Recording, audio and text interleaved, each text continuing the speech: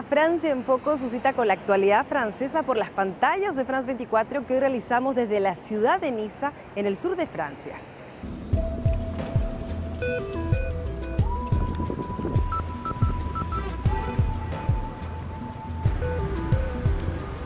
El 14 de julio del año 2016, en este mismo Paseo de los Ingleses, un camión embistió a las miles de personas que asistían al espectáculo pirotécnico de la Fiesta Nacional de Francia.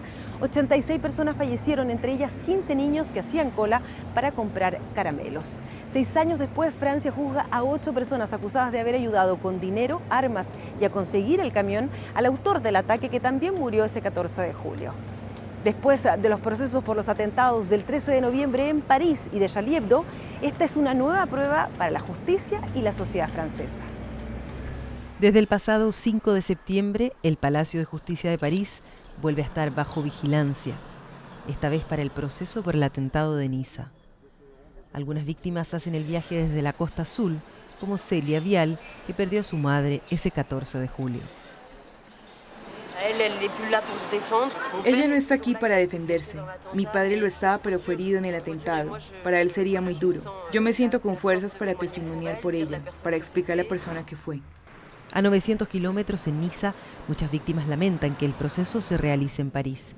Ellos pueden venir a esta sala especialmente preparada para la retransmisión de las audiencias en el Palacio de Eventos de la ciudad. Estoy estresada, tengo el corazón apretado, evidentemente estoy sufriendo, pero yo esperaba este proceso con impaciencia. 6 años después parecen largos, pero es el tiempo necesario para estar fuerte, para enfrentar este juicio. Este proceso histórico, que se extenderá durante 3 meses, tiene un gran ausente, Mohamed Laouedj Boulel, el terrorista abatido al volante de su camión la noche del atentado. 8 personas son juzgadas por una corte especial y se sospecha que al menos 3 de ellas estaban al tanto de su adhesión al yihadismo, aunque la investigación no permitió determinar si sabían de su proyecto de atentado, como el cliente de este abogado. Él no sabía nada de lo que pasaba en la cabeza de Mohamed, del proyecto mortífero que tramaba, y de hecho no participó de ninguna manera.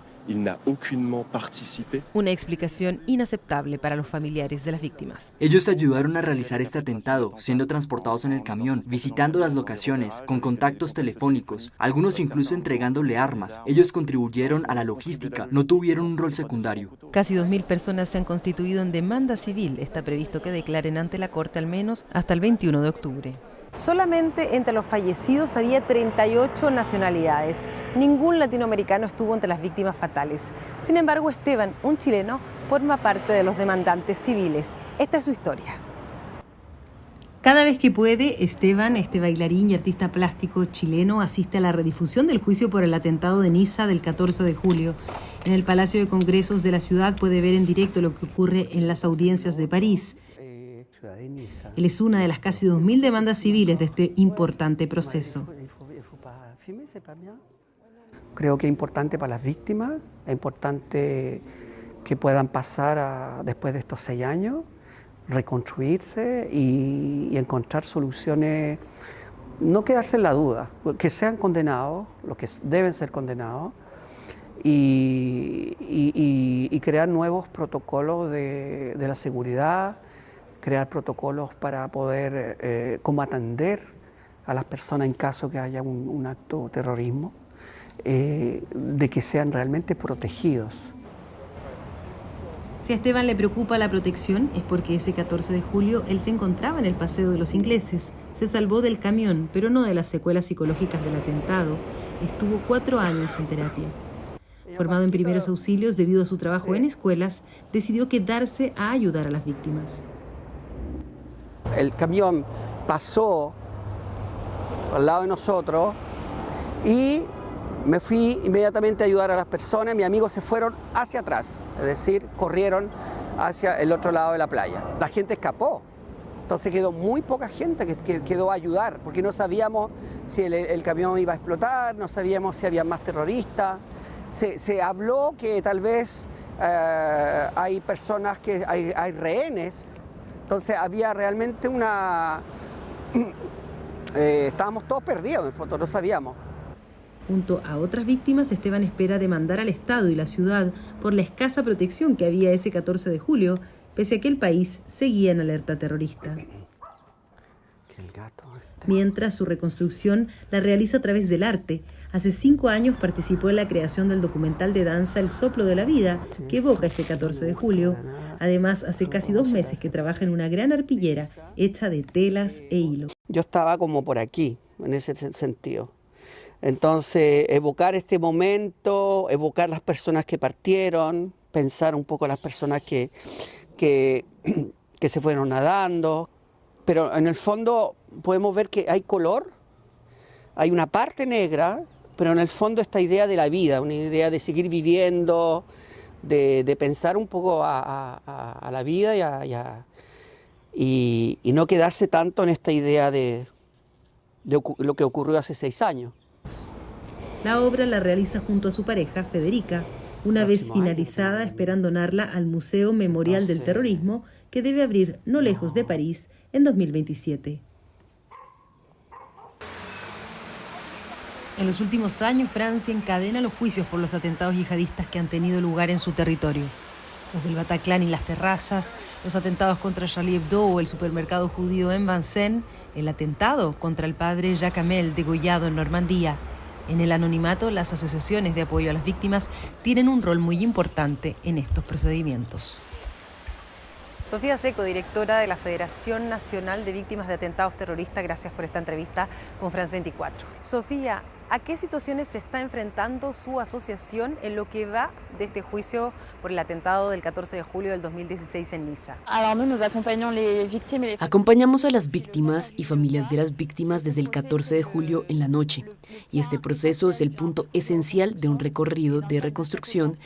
Y en esta audiencia tenemos distintas expectativas, distintas preocupaciones de parte de las víctimas y sus familias. Si algunos necesitan respuestas para reconstruirse, otros no quieren escuchar hablar de lo que pasa en las audiencias porque creen que eso podría abrir su herida y que no tienen necesidad de saber más que lo que vivieron y sus consecuencias a las que están enfrentados a diarios son suficientes para sentirse víctimas. Las situaciones son muy diversas. Justamente, ¿cómo se preparan los miembros de su asociación para hacer frente a un proceso como este? Es un largo proceso, un largo camino hacia la verdad, y la preparación es jurídica, pero también humana, porque un proceso es una prueba que nos enfrentamos a lo más doloroso que hemos vivido, y que hay que preparar a las víctimas a esta realidad que es necesaria para su reconstrucción. Porque no tener un proceso es como dejar un libro abierto, porque nunca se cerrará. Es no poder expresarse y nunca poder contar lo que se vivió. Es un momento también para que la persona pueda compartir con la sociedad lo que es ser víctima y lo que es ser golpeado por el terrorismo. De permitir a la sociedad entender cómo el terrorismo le ha golpeado su vida por siempre. Una preparación, como dije, humana, psicológica, jurídica, pero también logística, porque mucha gente viene de lejos, del extranjero. Muchas personas se preguntan si un proceso como este es necesario, sobre todo porque las víctimas deben enfrentarse a las situaciones dolorosas que vivieron en este caso hace 6 años. El proceso es una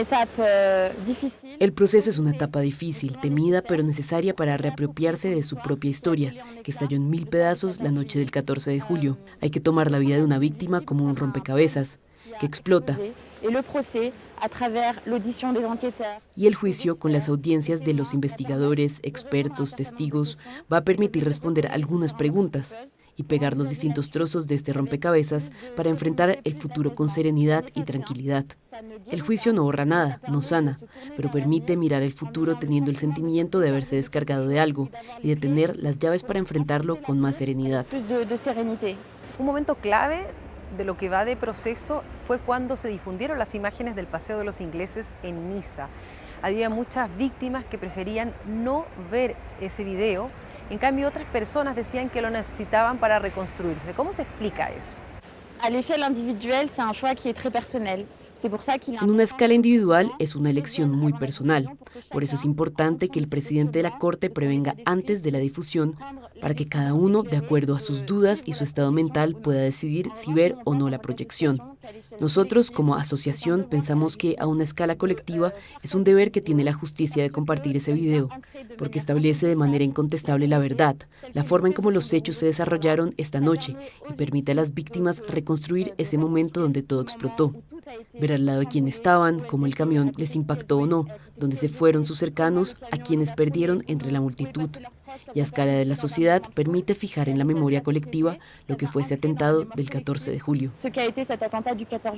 Sofía, en este momento su asociación está al lado de las víctimas del 14 de julio del año 2016 en Niza, pero también lo estuvo durante el proceso por los atentados de París del año 2015, los atentados en contra de Charlie Hebdo y el supermercado judío de la Puerta de Vincennes, en fin, durante todos esos procesos que tienen que ver con los atentados yihadistas que sufrió Francia en los últimos años.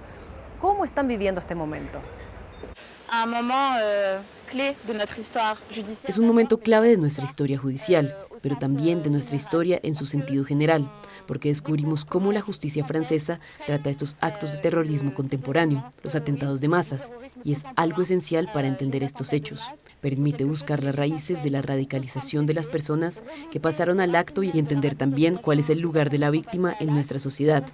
Nuestra asociación los sigue muy de cerca, intentando siempre estar del lado de la víctima y acompañarlas en sus preguntas y sus expectativas.